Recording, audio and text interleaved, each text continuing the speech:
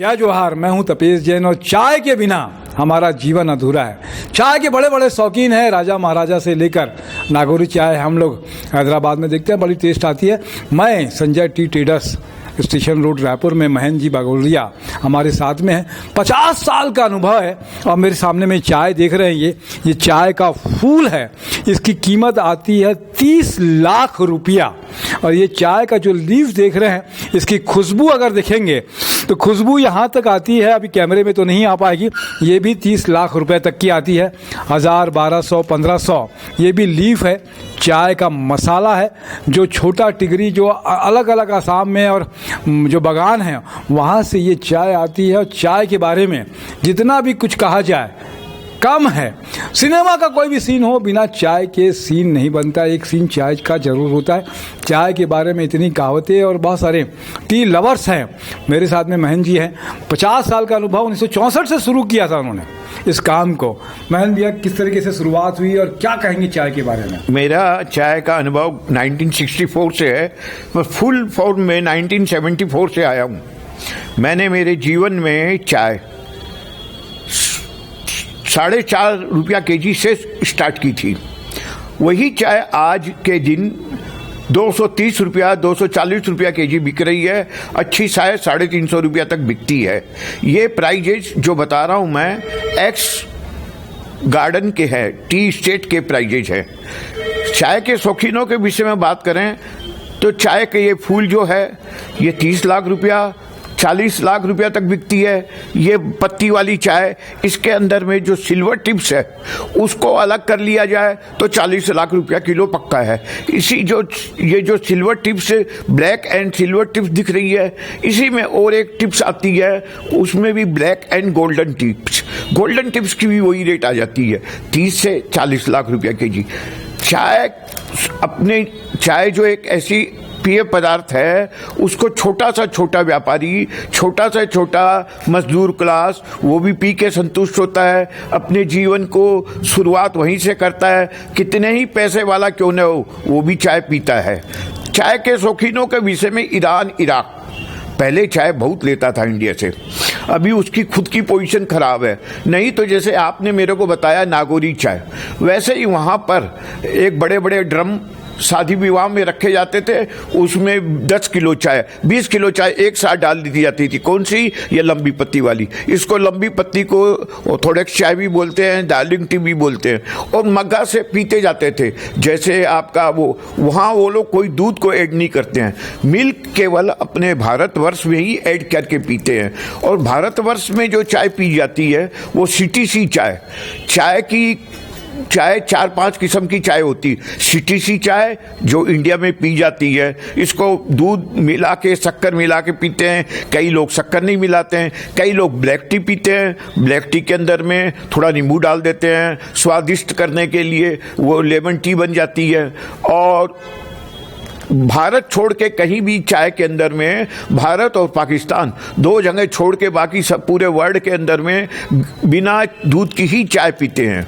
मैं चाय को, ये मारुति ब्रांड चाय है साहब, इस चाय को मैं बेच रहा हूँ 36 साल से, 36। इस कंपनी ने किसी भी प्रकार का कोई एडवर्टीजमेंट नहीं किया है। मैं ये नहीं कहना चाहता हूं कि दूसरी बड़ी कंपनी से,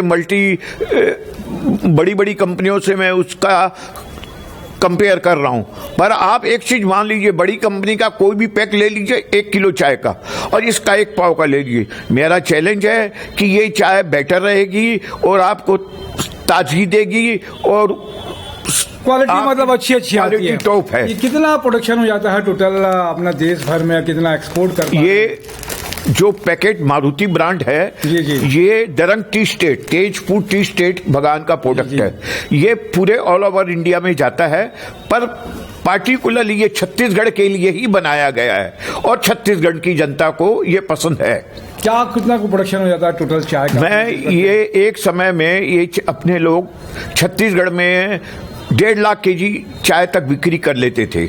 अभी थोड़ा कंजम्पशन कम हुआ। देश भर में कितना प्रोडक्शन हो जाता है? पूरा देश भर में ये चाय, इसका टोटल प्रोडक्शन पूरे साल का 7.5। चाय का पूछ रहा था सर कि चाय का एक 1000 मिलियन बैग, कितना आप बता रहे थे? नहीं, इस टी स्टेट का जो प्रोडक्शन है पूरा 7.5 लाख केजी चाय प्रोडक्शन करती है। वैसे मैंने आपको बताया टोटल प्रोडक्शन टी का 1000 मिलियन केजी है।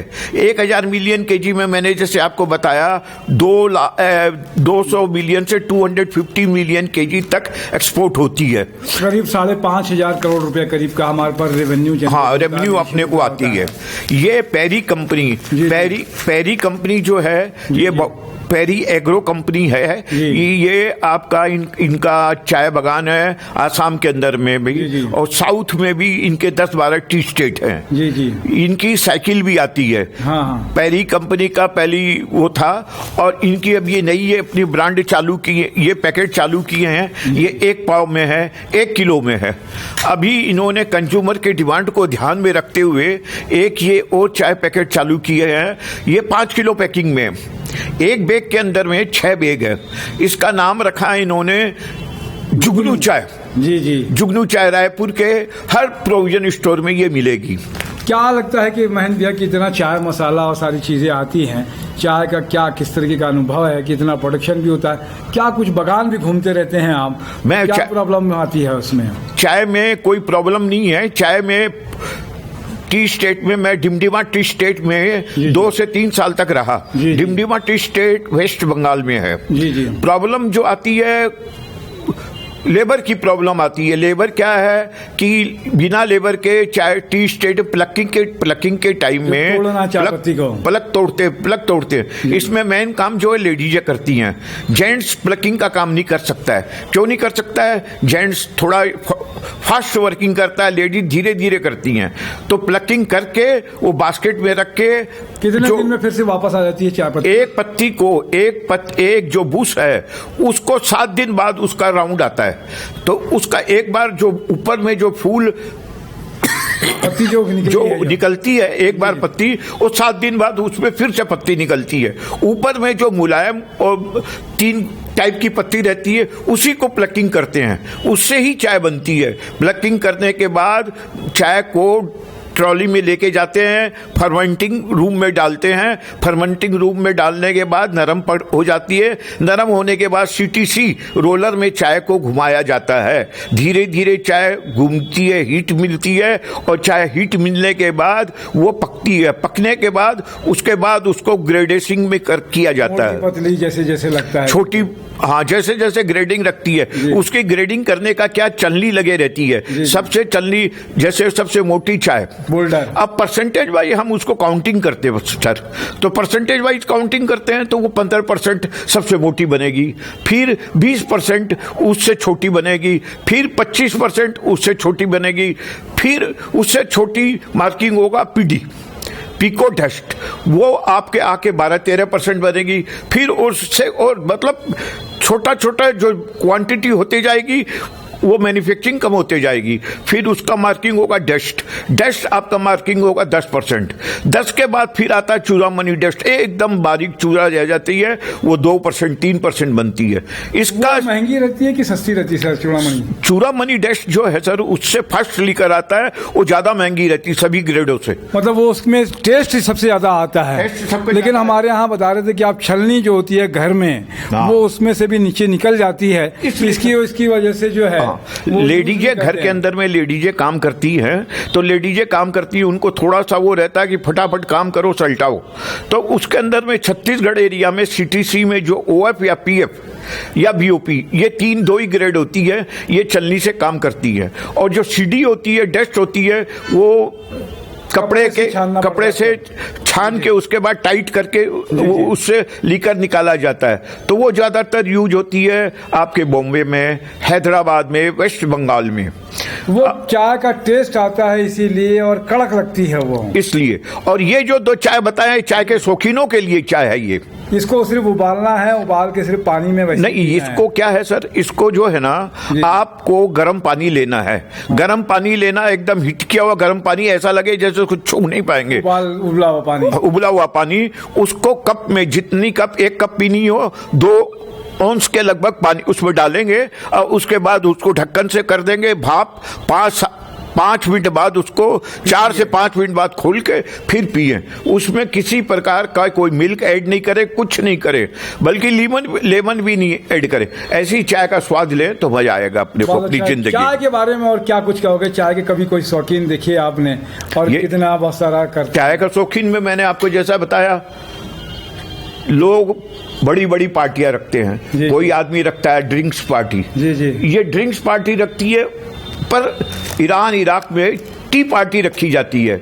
अपने जितने मेहमान आते हैं सबको चाय, वो चाय ऊंची क्वालिटी की मंगाते हैं। ऊंची का मतलब क्या, 10,000 रुपये किलो, 15,000 रुपये किलो तक की चाय मंगाते हैं। अपने सब दोस्त यारों को वो चाय पिलाते हैं। चाय के शौकीन है मतलब इराक और ईरान में। बस अच्छी बात है। महेंद्र भैया इस उम्र में भी लगे रहते हैं, बहुत सारी चीज़ें हैं, चैम्बर की बात हो, कैट की बात हो, या फिर पॉलिटिकल की बात हो, तो बहुत जगह सक्रिय रहते हैं। महेंद्र भैया, आपकी सक्रियता का राज क्या है? किस तरीके से सक्रिय रहते हो आप? क्या एनर्जी मिलती है? चाय भी क्या आती है कि चाय का काम करते हैं तो आप? चाय के देखिए, चाय सुबह हम लोग कलकत्ता वासी हैं।